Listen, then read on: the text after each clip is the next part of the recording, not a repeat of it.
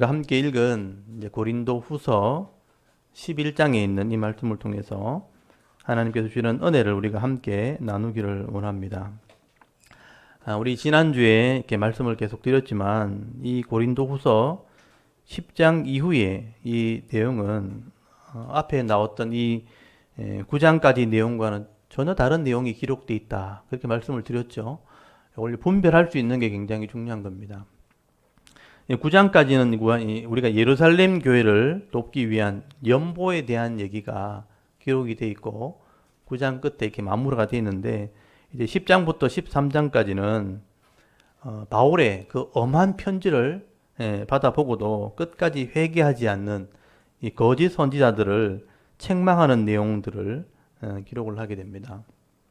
그래서 오늘 특별히 11장에는 이 거짓 사도들이 어떤 사람들인가 하는 정체를 이렇게 드러내는 장면이 나옵니다. 그리고 그들을 책망을 하면서 내가 진짜 사도고 내가 하나님의 일꾼이다. 이 사도의 이 증거를 이렇게 드러내는 그런 내용들이 기록되어 있습니다. 그래서 이 고린도후서 11장은 바울이 이런 거짓 사도들을 바라보면서 굉장히 의문을 일으키면서 기록한 성경입니다. 그래서 어떻게 보면 바울이 지금 13권의 편지를 썼잖아요. 13권의 편지를 썼는 것 중에서도 아마 바울의 감정이 제일 이렇게 많이 담겨져 있는 편지가 고린도후서 11장입니다. 그래서 우리가 이걸 알고 읽어보시면 바울의 마음에는 이런 의문들이 일어나 있고 사실 이 바울의 이 의문은 사실 하나님 마음이라고 보셔야 돼요. 하나님이 교회를 이렇게 어지럽히고 힘들게 하는 거짓 사도들에 대해서 이런 책망을 하고 있다. 그리고 교회가 바로 하기를 원하고 성도가 바로 세워지기를 원하는 마음들이 여기 담겨져 있는 것입니다. 그래서 바울이 오늘 11장을 시작하면서 몇 번이나 이런 말을 하죠. 내 어리석음을 좀 용납해라. 좀 심하지만 내가 이 말은 좀 해야 되겠다. 그러면서 바울이 굉장히 화를 내면서 인간적인 표현을 써가면서 이런 글들을 쓰고 있다는 것을 여러분 볼 수 있기를 바랍니다. 그래서 여러분 거기 11장 1절을 이렇게 보시면요. 원하건대 너희는 나의 좀 어리석은 것을 용납하라. 청하건대 나를 용납하라 하면서 시작을 하죠. 이 나의 어리석은 것을 용납해라. 내가 이 거짓 사도들이 이렇게 막 함부로 대하는 것처럼 나도 예의를 갖추지 않고 내가 막말을 한번 해보겠다 이 말입니다. 그러니까 너희들이 나를 좀 용납해라 이러면서 시작을 하는 거예요. 굉장히 화가 났다는 얘기죠. 2절 한번 보십시오. 바울이 왜 이렇게까지 하는지를 설명을 하게 되죠. 내가 하나님의 열심으로 그랬죠. 그러니까 바울의 열심은 하나님의 열심이죠. 하나님의 열심으로 너희를 위하여 열심을 내노니 내가 너희를 정결한 처녀로 한 남편이 그리스도께 드리려고 중매함이니라. 그러나 나는 뱀이 그 관계로 하와를 미혹한 것 같이 너희 마음이 그리스도를 향하는 진실함과 깨끗함에서 떠나 부패할까 두려워하노라. 바울의 심정을 지금 설명하는 거죠. 자기가 이제 중매쟁이로 이렇게 비유를 하는 겁니다. 내가 이 남녀들이 서로 만나서 결혼시키는 그 열심으로 하나님의 마음으로 성도들 그리스도께 만나게 하려고 한다. 이 거룩한 신부를 만들어서 예수님을 지금 만나려고 하는데 이 거짓 사도들이 나타나가지고 이 고린도 교회 성도들이 예수님을 만나지 못하도록 지금 방해를 한다는 것입니다. 그래서 이 믿음을 흔들어 놓고 잘못된 신앙을 가르쳐서 거룩한 신부가 되지 못하게 하는 것 때문에 내가 너희를 정결하게 하려고 거룩한 신부처럼 예수님을 만나게 하려고 이렇게 하는 것이다. 그것이 마치 예전에 창세기에 나오는 이 뱀이 하와를 유혹해서 죄를 짓게 만들었던 것처럼 이 거짓 사도들이 예수님을 만나지 못하도록 이 거짓으로 유혹을 한다는 것이죠. 그래서 내가 이것을 교회를 깨끗하게 해서 만나게 하려고 하는 열심이니까 좀 들어달라. 여러분 이 거짓 사도들이 거룩한 신부와 같은 교회를 어지럽히고 있다는 겁니다. 그래서 내가 이런 거짓 사도를 그냥 둘 수 없다. 내가 이 거짓 사도들을 책망하려는 것이다. 여러분 그래서 4절을 보시면요. 이 거짓 사도들이 어떤 일을 했는지 써놨습니다. 한번 보십시오. 4절을 보시면요. 만일 누가 가서 우리가 전파하지 아니한 다른 예수를 전파하거나 여기 표시를 해 주십시오. 다른 예수 혹은 너희가 받지 아니한 다른 영을 받게 하거나 다른 영이 나오죠. 혹은 너희가 받지 아니한 다른 복음을 받게 할 때, 다른 복음이란 말로죠. 너희가 잘 용납하는구나. 여러분, 거짓 사도들이 이 거룩한 신부와 같은 이 고린도교의 성도들의 믿음을 흔들었는데 어떻게 하냐? 다른 예수를 전했다는 거예요. 그러니까 예수님 외에 다른 구원이 없는데 다른 식으로 구원받게 된다는 걸 전했다는 거예요. 다른 예수를 전하고 다른 영을 전하고, 성령이 아닌 다른 영이니까 악한 영들이겠죠. 귀신의 영이나 악한 영들입니다. 또 다른 복음을 받겠다. 죄인이 구원받는 게 다른 복음이죠. 근데 이 교회가 다른 일 하도록 만들었다는 거죠. 구원을 받고 복음을 전하는 것 외에 다른 일을 하도록 이렇게 전하게 되었는데, 이 고린도교의 성도들이요, 하나님 말씀으로 훈련이 안 돼 있으니까 이게 진짜인지 가짜인지 구별을 하지 못하고 그냥 다 받아들였다는 거죠. 그들에게 속았다는 겁니다. 그래서 이 고린도교에 이런 많은 문제가 일어나게 된 거예요. 고린도전서부터 후서까지 지금 계속 읽어보시면 고린도 교회가 왜 이렇게 많은 문제가 생겼는가 몰랐는데, 알고 보니까 이 핵심이 거짓 사도들 때문에 그렇다. 이 거짓 사도들이 잘못된 것을 가르쳤기 때문에 그런 일들이 일어나게 되었다. 그래서 바울은 이 거짓 사도의 정체를 지금 드러내고 있는 것입니다. 이 거짓 사도들이 다른 영을 전하게 되니까, 우리 고린도전서 읽어보셨잖아요. 은사의 문제가 생긴 거예요. 다른 은사의 문제가 생기고 성령을 잘못 이해하는 문제들이 일어나게 된 겁니다. 그게 기반이 되어서 분란이 일어나고 분쟁이 일어나고, 말씀이 제대로 안 가르쳐지고 말씀을 깨닫지 못하니까 윤리가 무너지니까 다른 음란의 문제까지 일어나게 된 거예요. 다른 영이 들어가서 분란을 일으키고 결국은 다른 윤리의 문제까지 다 문제가 생기게 되었다. 그래서 바울은 내가 전한 이 복음이 진리라는 거예요. 그래서 거짓 사도들이 전한 게 진리가 아니고 내가 전한 이 진리, 내가 전한 이 복음이 진짜라는 거죠. 그래서 이 거짓 사도와 바울을 비교하면서 내가 진짜 사도라는 것을 드러내게 되는 것입니다. 그래서 내가 거짓 사도들과 비교해서 조금도 부족함이 없는 사람이다. 거짓 사도들이 어떻게 비난했냐면, 자기들이 진짜 이 사도들의, 예루살렘 교회 사도들의 추천서를 가지고 있고 우리들이 진짜라면서 바울을 비난을 했거든요. 바울은 가짜라고 얘기했단 말이에요. 그래서 바울의 말을 따르지 못하도록 했다는 거죠. 그래서 이 바울이 내가 진짜라는 것을 증거하게 되는 것입니다. 내가 어떤 지식적으로나 영적인 체험적으로나 또 말씀의 능력으로나 조금도 부족하게 없다는 것은 내가 진짜 사도라는 것을 증거를 하게 되는 것이죠. 그래서 여러분 5절부터 보시면요, 바울이 이런 말을 하죠. 나는 지극히 크다는 사도들보다, 이 얘기는 거짓 사도들이 자기가 진짜 크다고 자랑했다는 거죠. 지극히 크다는 사도들보다 부족한 것이 조금도 없는 줄로 생각하노라. 내가 비록 말에는 부족하나 지식에는 그렇지 아니하니 이것을 우리가 모든 사람 가운데 모든 일로 너에게 나타내어노라. 이렇게 설명을 합니다. 바울이 겉으로 볼 때 좀 말은 좀 잘 못했던 것 같아요. 말을 좀 어둔하지만, 그렇지만 내가 지식으로는 부족하지 않다는, 하나님을 아는 지식이라든지 학문에 대한 지식이라든지 또는 말씀에 대한 지식으로는 내가 사도로서 말할 때 조금도 부족하지 않다는 것을 말하게 되는 것이죠. 이 고린도교의 성도들이 미혹했던 이런 거짓 사도들과 비교했을 때 나는 전혀 부족함이 없다. 너희들이 1년 6개월 동안 가르쳤던 내 사역한 것을 보면 알지 않겠는가. 여러분, 고린도 교회가 바울이 성령의 인도를 따라서 아테네에서 넘어가가지고 1년 6개월 동안 말씀을 가르쳤거든요. 거기서 교회가 세워진 것입니다. 그 음란의 도시, 그 우상의 도시에 교회가 세워진 걸 보면, 내 열매를 보면 모르겠느냐. 그래서 그 6절 끝에 보시면 우리가 모든 사람 가운데 모든 일로 너에게 나타내었다. 나타낸 게 뭐냐면 교회예요, 교회. 그 안에 성도가 생겼다는 겁니다. 그 죄악의 땅에, 음란의 땅에, 우상의 땅에 교회가 생긴 걸 보면 모르겠느냐. 내가 1년 6개월 동안 너희들이 다 나타낸 것이 내가 사도인 증거다. 그리고 또 이 바울이 비난받는 것 중에 하나가 뭐냐 하면 사례가 문제였습니다. 바울이 1년 6개월 동안 교회 사역하면서 사례를 받지 않았다는 것이죠. 사도들이 사도의 자격이 안 되니까 안 받았지 하면서 오해를 받은 거죠. 그 문제를 또 얘기합니다. 여러분 7절 보십시오. 내가 너희를 높이려고 나를 낮추어서 하나님 복음을 값없이 너에게 전함으로 죄를 지었느냐. 이 값없이 전했다는 건 사례를 받지 않았다는 얘기죠. 내가 값없이 너에게 복음을 전하는 것이 죄를 지은 것이냐 따지는 거죠. 내가 너희를 섬기기 위하여 다른 여러 교회의 비용을 받은 것은 탈취한 것이라. 좀 비꼬아서 하는 얘기죠. 고린도 교회의 사례를 받지 않았지만 다른 지역에 도와주는 돈을 받았다는 거예요. 그게 내가 그들 걸 빼앗은 것이냐 이렇게 얘기하는 것입니다.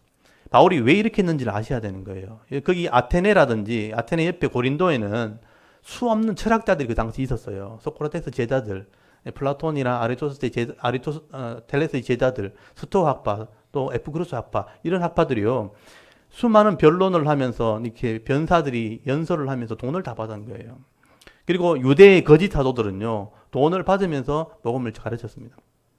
나는 그런 사람과 다르다는 거예요. 그러니까 돈을, 가치를 받고 전하는 게 아니고 은혜를 전하러 왔기 때문에, 복음을 전하러 왔기 때문에 이거는 값없이 주는 거다.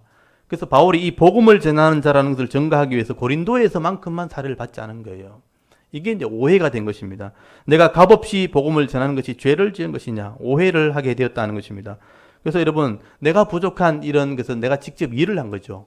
고린도에 있을 때 장막을 만드는 일을 해서 스스로 일하면서 복음을 전했고, 그리고 9절에 보시면 이 부족한 것은 마게도냐에 있는 성도들에게 받았다는 거예요. 이런 사실들을 다른 교회의 성도들이 알았기 때문에 바울에게 물질을 보내준 거예요. 이 마게도냐 교회라 그러면 여러분 아시죠? 빌립보 교회라든지 데살로니가 교회를 말하는 거예요. 이런 빌립보 교회, 데살로니가 교회의 성도들은 바울의 이런 어려움들을 알기 때문에 연보를 보내준 것입니다. 이것으로 내 부족함을 보충했다는 것입니다. 근데 그것을 이 거짓 사도들이 사례금 안 받는 척 하지만 바울은 돈 다 챙긴다 이러면서 이렇게 모함을 하겠어요. 거짓말로 그렇게 사도가 아니니까 그렇게 한 것이라고 그렇게 말을 한 것이죠. 근데 바울은 이걸 지금 설명하죠. 내가 너에게 폐를 끼치지 않게 하려고 복음을 값없이 전한 것을 가르치기 위해서 이렇게 한 것이지 내가 사도가 아니기 때문에 이렇게 한 게 아니다 하는 얘기를 하게 된 것입니다. 그래서 내가 이 교회를 얼마나 사랑하는지 진실로 일했는지 거기 11절에 보시면 하나님께서 아시느니라. 이런 바울이 얼마나 답답했으면 11절에 어떠한 까닭이나 내가 너희를 사랑하지 아니함이냐 하나님이 아시느냐. 하나님이 이걸 다 알고 계신다라고 표현을 하는 것이죠. 바울은 어떻게 보면요, 고린도 교회를 이렇게 개척을 하고 이 성도들에게 복음을 전하면서 1년 6개월 동안 사역한 것은 최선을 다해서 섬긴 거예요. 자기 것을 포기하고 모든 것을 다 내려놓고 헌신을 하고 정말 이름도 없이 빚도 없이 이 교회를 위해서 헌신하고 섬겼다는 것입니다. 근데 이제 이 바울이 떠나고 난 뒤에 거짓 사도들이 그 교회에 들어가가지고 자기들을 막 자랑한 거예요. 우리들이 진짜 사도다. 예루살렘 교회 이 사도들의 추천서를 막 보여주면서, 요즘 말로 하면 학위증을 보여주면서 우리가 제대로 공부한 사도다 그러면서 이 바울은 가짜라는 거예요. 제자도 아니고 12제자도 아니고 사도도 아니기 때문에 바울이 전하는 복음은 가짜라면서 다른 복음을 막 전한 거예요. 바울을 전한 복음을 가르치지 않고 다른 영어로 다른 가르침을 가지게 되니까 성도들이 그걸 다 그냥 받아들인 거예요.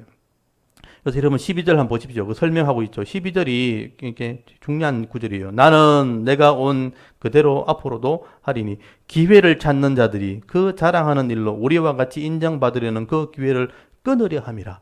여기 기회를 찾는 자들이 바로 거짓 사도들이에요. 거짓 사도들이 우리와 같이 인정받으려고, 진짜 사도인 것처럼 인정받으려고 그렇게 막 이렇게 기회를 찾았다. 노력했다는 거죠. 그러다 그 기회를 내가 끊으려고 한다.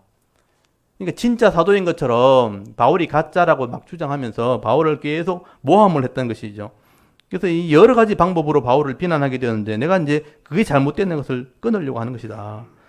이 고린도 교회 성도들이 그 분별을 하지 못하게 된 것이죠.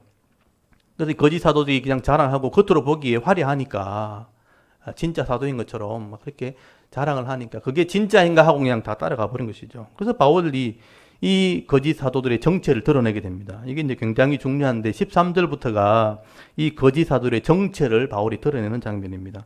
이 거짓 사도들이 어떤 사람인가?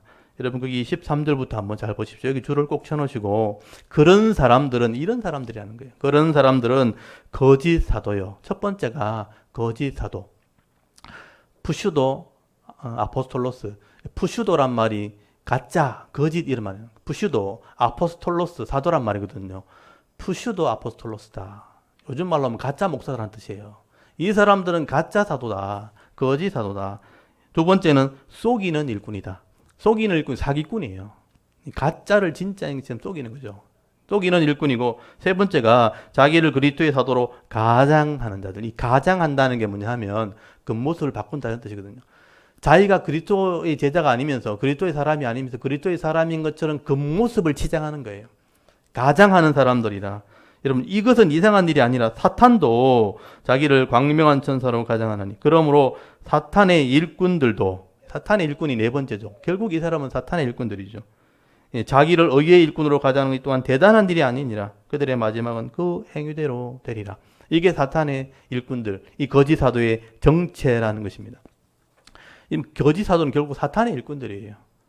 예, 그래서 가짜 사도, 거짓 사도, 그리고 속이는 자, 자기를 치장하는, 변장하는 가짜, 가장하는 자들이라. 결국 사탄의 일꾼들이라. 여러분 사탄의 일꾼이 아담을 속일 때부터 처음부터 속이는 자였어요. 그래서 예수님께서 분명히 정체를 드러냈죠. 이 마귀는 사탄은 속이는 일꾼들이라. 거짓의 압이라. 그렇게 표현. 요한복음에 그렇게 나오죠. 늘 속이는 사람이야. 이 사탄이 원래는 천사였어요. 하나님처럼 되려고 하다가 결국 하늘에서 쫓겨나게 되었고요. 사탄을 위해서 하나님 지옥을 만든 겁니다. 이 사탄이 결국은 하나님의 복을 받은 사람들이 하나님의 영광을 누리고 하나님 은혜 누리는 게 싫은 거예요. 그래서 하나님의 영광을 누렸다가 잃어버렸기 때문에 자기가 하나님처럼 되려고 하는 욕망이 있던 사탄이었기 때문에 하나님의 영광과 은혜를 누리는 성도를 빼앗는 거죠. 그것을 빼앗고 자기와 함께 멸망받기를 원한다는 것이죠. 이게 사탄의 정체라는 것입니다. 여러분 에스겔서 28장에 보면 사탄이 얼마나 화려한 존재인지 설명해 놨죠. 이 땅에 있는 어떤 보석으로도 표현이 안 될 만큼 사탄이 원래 그렇게 하나님의 영광을 누렸던 천사였어요.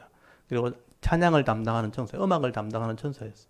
사탄이 우리를 그렇게 유혹하는 이유는 우리가 지금 그 은혜를 받아 누리고 있기 때문에, 그리고 이 땅에서 그 믿음을 지키는 자들은 진짜 하나님의 영광을 누리게 되기 때문에 그걸 견딜 수 없는 거예요. 그래서 이 땅에서도 못 지키게, 못 누리게 하려고 빼앗으려고 하고 결국은 영광을 못 받게 하려고 우리의 영광을 빼앗으려고 하는 것이 사탄의 전략이죠.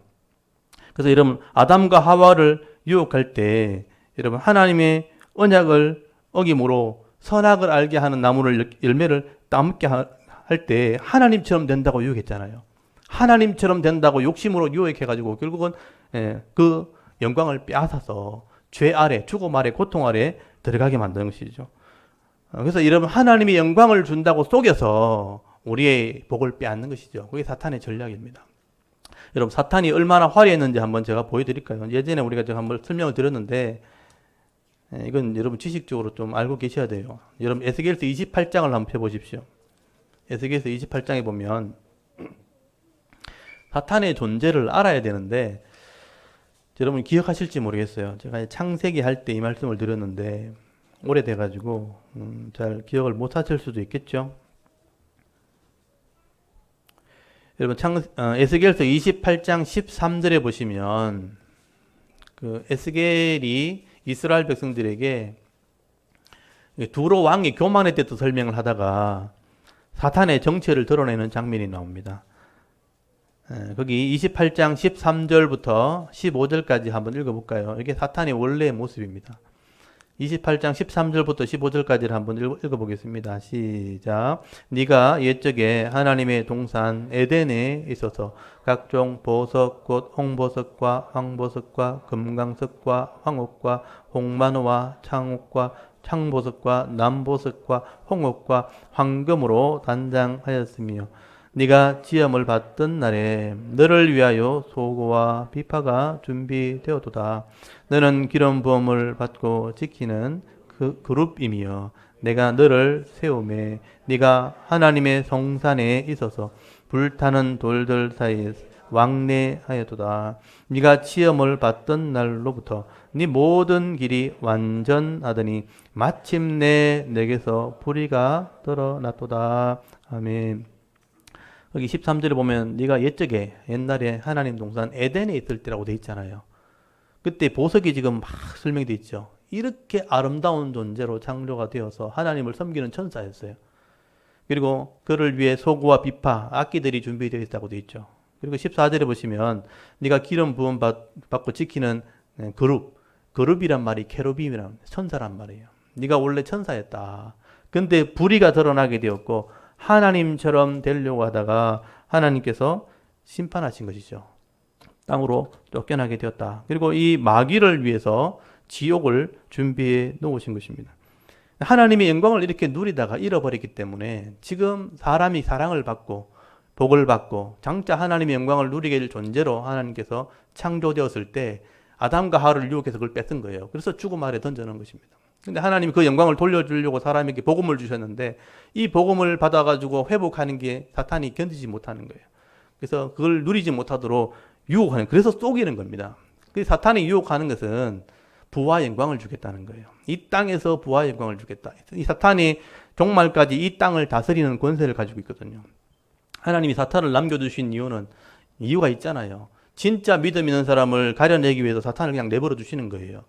근데 진짜를 가지지 못하면, 진리를 깨닫지 못하면 사탄의 유혹에 넘어갈 수밖에 없는 게 이 땅의, 이 세상의 모습이에요. 사탄은 이렇게 부와 영광을 주겠다고 광명한 천사같이 우리를 지금 유혹하는 자라 하는 것을 드러내고 있는 것입니다. 여러분, 이 사실 하나님의 이 복을 빼앗으려고 이 땅의 고통 가운데 살게 하려고 사탄이 온갖 무슨 치장을 하죠. 우상의 모습으로, 무당의 모습으로, 거짓 종교의 모습으로, 여러 가지 화려한 종교의 모습으로 이렇게 유혹을 하는 거죠. 결국 돈 주겠다, 권력 주겠다는 거예요. 잘 살게 해주겠다. 그리고 엎드리게 만드는 거죠. 굴복하게 만들고, 그것 때문에 안 되니까 고통스러워하면서 일상을 살아가게 하는 것입니다. 그래서 여러분, 물질 따라 권력 따라서 우상을 따라가다 보면, 잘못된 영을 따라가다 보면 결국 내 주신 복도 다 잃어버리는 거예요. 가정도 깨어지고, 원래 누려야 할 복도, 화평의 복도 잃어버리고, 또 누려야 될 은혜도 다 잃어버리게 되는, 그래서 인생을 허비하게 되는 것, 그게 바로 사탄의 전략이라는 것입니다. 그래서 여러분, 사탄에게 끌려가면요, 무당이 왕처럼 행동하죠. 자기가 왕인 것처럼. 사탄이, 그 뒤에 사탄이 있는 거예요. 무당을 세워놓고, 우상을 세워놓고 자기가 사탄처럼 행사하고 왕처럼 행사하는 것입니다. 여러분, 한번 상상을 해보십시오. 내가 잘 살겠다고, 되겠다고 갓바위까지 올라가잖아요. 육신을 이끌고 갓바위에 올라가서 그 돌 앞에 엎드린단 말이에요. 하나님의 형상이고 누려야 될 복이 있는 사람이 그 고생을 하면서 올라가서 그 앞에 엎드린다고 굴복시키는 거죠. 그 뒤에는, 이 바위 뒤에는 사탄이 앉아 자기가 왕인 것처럼, 하나님 것처럼 이 땅에서는 이제 그렇게 속이는 것입니다. 거기에 끌려가는 것이 사탄의 전략이라는 것이죠.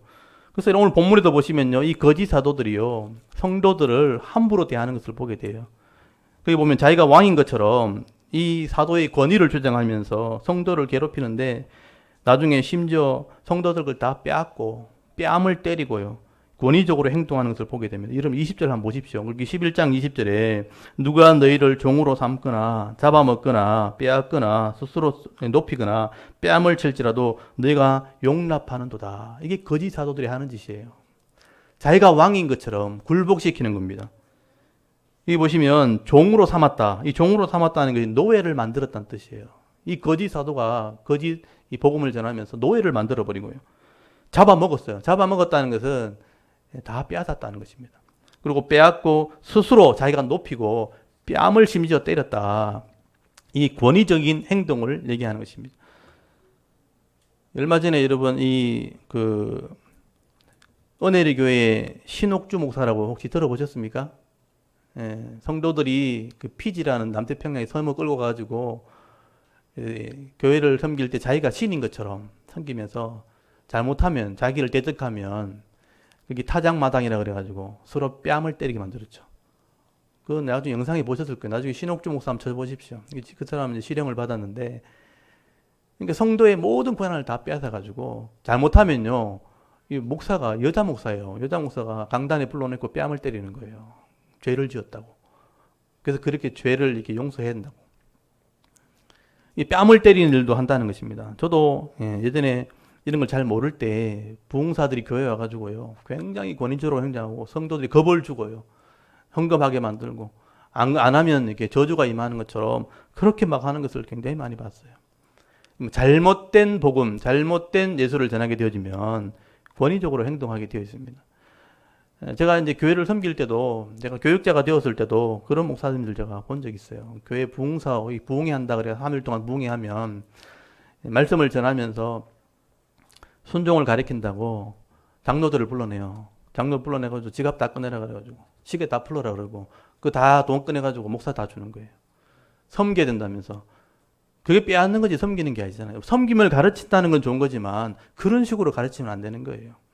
그렇게 하는 것이 잘하는 것처럼 성도를 괴롭히는 거죠. 그렇게 해서 하나님을 섬겨야 된다고 잘못 가르치게 되는 것이죠. 이렇게 권위적으로 행동한 것입니다. 여러분, 성경에는요, 교회 지도자들은 절대로 이렇게 권위적으로 행동하지 말라고 되어 있어요. 교만하지 말라고 되어 있습니다.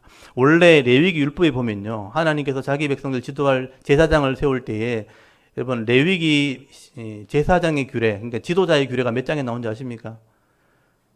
레위기 21장에 보면 제사장의 규례가 나와요. 제사장은 백성들의 어른이라, 그래서 자기가 먼저 거룩함이 본이 된다고 되어 있어요.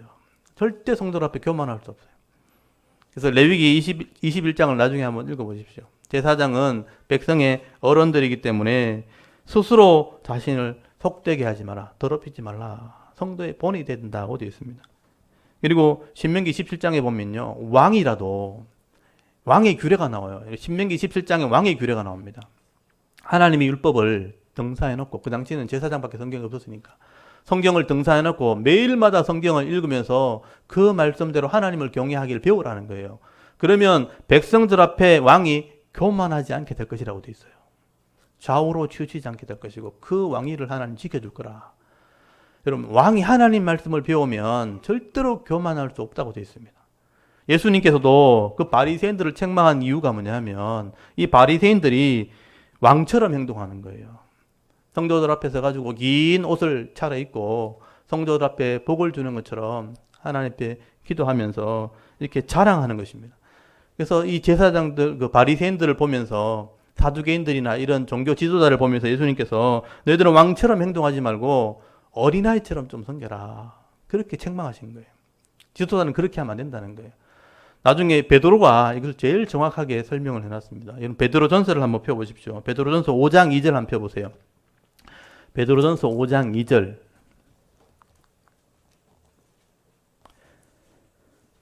베드로가 참 처음에는 큰 소리 치고 교만했던 사람이죠. 근데 나중에 나이가 들고 사도가 되고 지도자가 되어나서 장로들, 지도자들에게 이런 말씀으로 권면을 하게 되는 것입니다. 여러분, 5장 1절서 3절까지를 한번 읽어보겠습니다. 장로들, 교회 지도자들은 어떻게 해야 되는가? 베드로전서 5장 1절부터 3절까지 읽습니다. 시작. 너희 중 장로들에게 권하노니 나는 함께 장로된 자요 그리스도의 고난의 증인이요 나타날 영광에 참여할 자니라. 너희 중에 있는 하나님의 양무리를 치되 억지로 하지 말고 하나님의 뜻을 따라 자원함으로 하며 더러운 이득을 위하여 하지 말고 기꺼이 하며 맡은 자들에게 주장하는 자세를 하지 말고 양무리의 본이 되라. 아멘. 이게 장로, 지도자가 해야, 장로 오늘날 목사예요. 장로에는 치리 장로, 가르치는 장로가 목사고 치리, 다스리는 장로가 시무 장로예요. 이런 지도자들은 억지로 하면 안 되는 거죠. 하나님의 뜻을 따라 자원함으로 하되 불우한 이익을 위해 하지 말고요. 맡은 자에게 주장하는 자세를 하면 안 돼요. 양무리의 본이 되라. 그래야 거기 4절에 그리하면 목자장 진짜 주인이 나타났을 때 시들지 않는 영광의 관을 얻게 될 것이다. 이게 지도자가 해야 될 일이죠. 근데 거짓 사도들은 그렇게 하지 않았다는 것입니다. 굉장히 권위적으로 성도들을 함부로 빼앗고 뺨을 때리고 그렇게 하는데 이 성도들이 그냥 다 그걸 받아들였다. 이 거짓 사도의 정체를 지금 드러내는 것입니다. 그래서 여러분, 이 교회에서 이렇게 함부로 하는 지도자를 보면요, 분별하셔야 돼요, 여러분. 함부로 하는 지도자가 있다. 여러분, 그건 의심해 봐야 됩니다. 그래서 예수님께서도요, 마태복음 7장 15절에서 20절까지 보시면, 이 지도자는, 이 선지자, 그 당시의 선지자는 삶으로 나타나게 됐다. 그 열매로 그를 알아야 된다. 분별하라고 되어 있어요. 요한일서 4장 1절에 보면, 모든 영을 다 믿으면 안 된다는 거죠. 그 영이 하나님께 속해 있는지 반드시 너희들이 분별해야 된다. 하나님께 속해 있는지, 하나님께 속했다는 말은 말씀대로 하고 있는지를 지도자를 분별해야 된다고 되어 있어요. 근데 말씀을 모르면요, 그 권위와 그 위협에 끌려가는 것입니다. 그래서 오늘 본문에 바울이 얼마나 화가 났는지, 이게 진짜 사도가 그렇게 하는 게 아니라는 거죠. 내가 진짜 사도인 증거를 보여주겠다는 거예요. 그래서 내가 하는 사역을 자랑해 보겠다. 그래서 바울이 11장 후반절에 보면요, 그걸 진짜 사도의 모습을 자랑하게 되는 것입니다. 여러분 16절부터 한번 보십시오. 11장 16절에 보시면 내가 다시 말하노니 누구든지 나를 어리석은 자로 여기지 말라. 만일 그러하더라도 내가 조금 자랑할 수 있도록 어리석은 자로 받아라. 내가 말하는 것은 주를 따라 하는 말이 아니오 오직 어리석은 자와 같이 기탄 없이 자랑하노라. 여러 사람이 육신을 따라 자랑하니 이 여러 사람이 거짓 사도들이죠. 거짓 사도들이 막 육신을 따라 자랑하니까 나도 한번 자랑해 볼게 하면서 바울이 자기 정통성을 얘기합니다. 내가 이스라엘 사람이고 히브리인이고 내가 정통성을 가진 그런 지도자라. 그래서 22절에 보시면요. 그들이 히브리인이냐? 나도 그러하고 그들이 이스라엘이냐? 나도 그러하며 그들이 아브라함의 후손이냐? 나도 그러하며 그들이 그리스도 일꾼이냐? 정신없는 말 하거니와 나도 그러하다. 지금 바울은 거짓 사도들에 비교해서 내가 정통성에 부족하지 않다는 거죠. 내가 히브리인이고 이스라엘 사람이고 아브라함의 후손이다. 믿음의 후손이라는 거예요. 그리고 그들이 그리스도의 일꾼이라 그러는데 정신없는 말을 한다는 말은 내가 미친 사람처럼 보일지 모르지만 내가 진짜다. 내가 진짜 그리스도의 일꾼이다. 여러분 진짜 그리스도의 일꾼은 복음을 위해 고난받는 사람들이에요. 그래서 바울이 이런 얘기를 이게 진짜 자랑이에요. 그들이 진짜 사도라면 복음을 위해서 고난받는 거 있는지 한번 물어봐라는 거예요. 그들이 왕처럼 천사처럼 자기를 가장하는 것처럼 그거 믿지 말고 그들이 복음을 위해서 얼마나 큰 고난을 당했는지 한번 물어보라는 거예요. 그래서 바울이 자기가 복음을 위해 당한 고난을 얘기하게 됩니다. 그 당시에는 이 로마의 그 지배 아래서 복음을 전한 자들이 핍박을 받았기 때문에 진짜가 핍박을 받는 사람들이라는 거예요. 그래서 이러면 23절부터 바울이 당한 고난을 한번 보십시오. 거기 23절부터 그들이 그리스도의 일꾼이냐 정신없는 말을 하거니와 나는 더욱 그러하다면서 내가 수고를 넘치도록 하고요 옥에 갇히기도 더 많이 하고 매도 수없이 맞고 여러 번 죽을 뻔했다. 그 얘기들을 쭉 하면서 이런 얘기를 합니다. 24절에 유대인들에게 40에 하나 감한 매를 5번 맞았대요. 여러분 예수님이 40에 하나 감한 채찍을 맞고 돌아가셨거든요. 사실은 십자가에 달려 돌아가신 것보다 채찍에 맞은 그 고통이 더 큰 거예요. 근데 40에 하나 감한 매를 5번 맞았다는 거예요. 그리고 3번 태장으로 맞고요. 긴 막대기로 된 태장을 맞고요.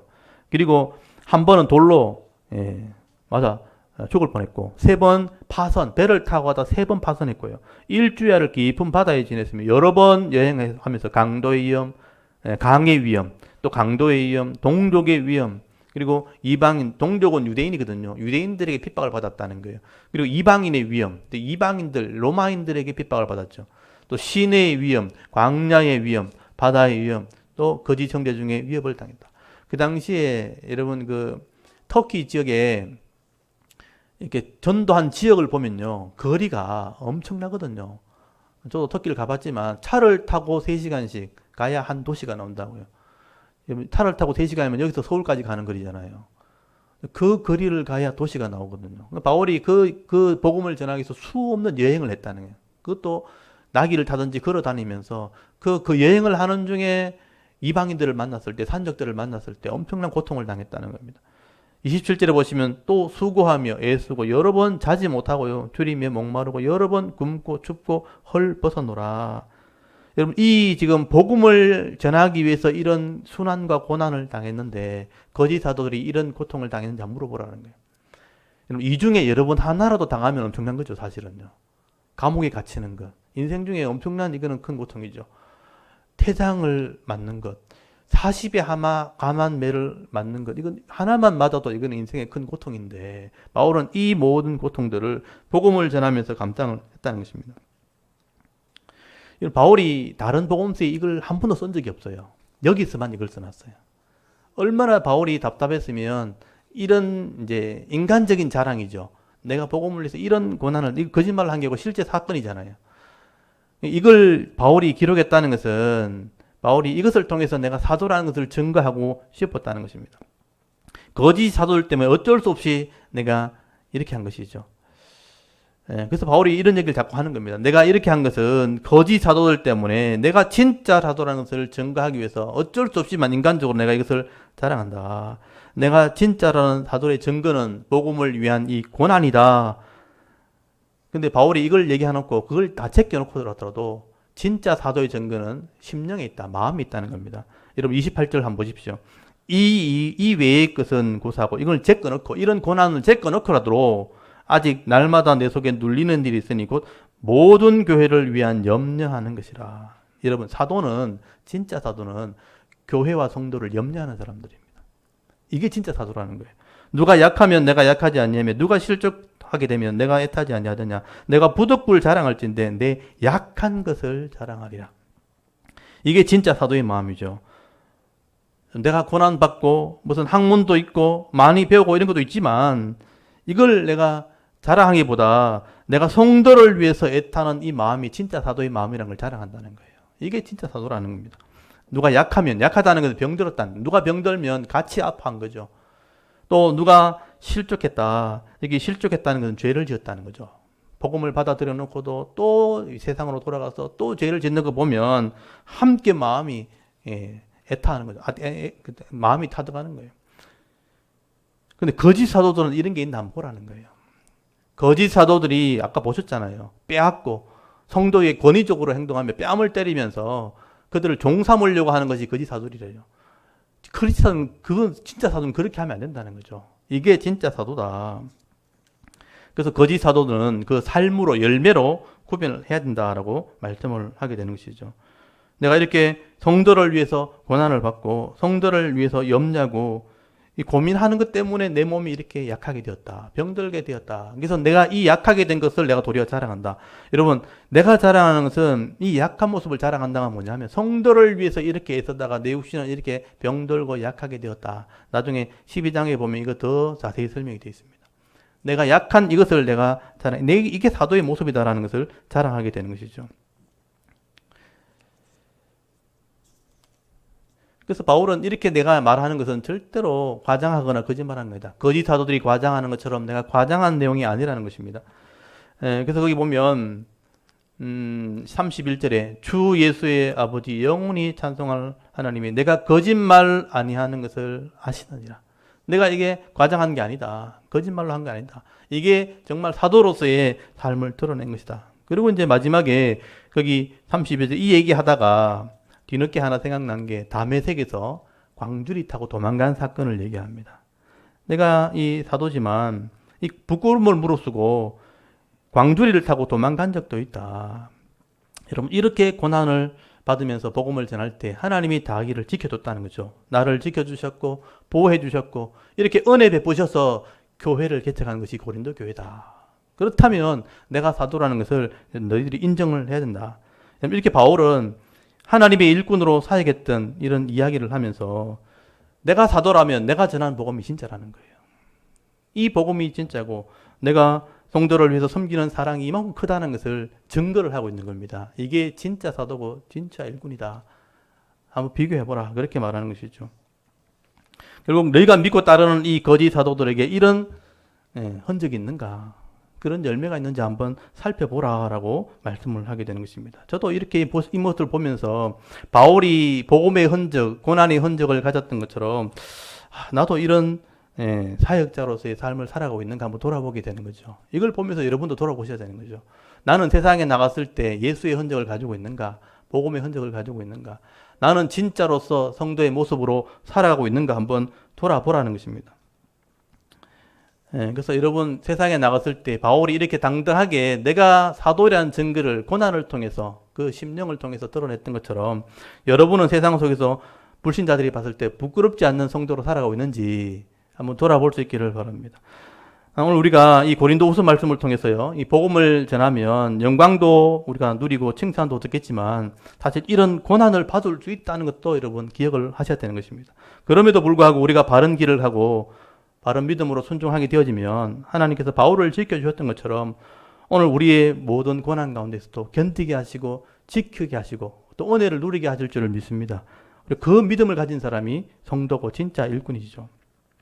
이 바울은 사도로서 이런 변론하는 모습을 이렇게 보면서 오늘 이 말씀의 핵심은 그겁니다. 나는 진짜 일꾼인가? 진짜 나는 목사인가? 진짜 성도인가? 한번 돌아보라. 그렇게 말씀을 하게 되는 것입니다. 오늘도 이 말씀을 잘 묵상하시면서요.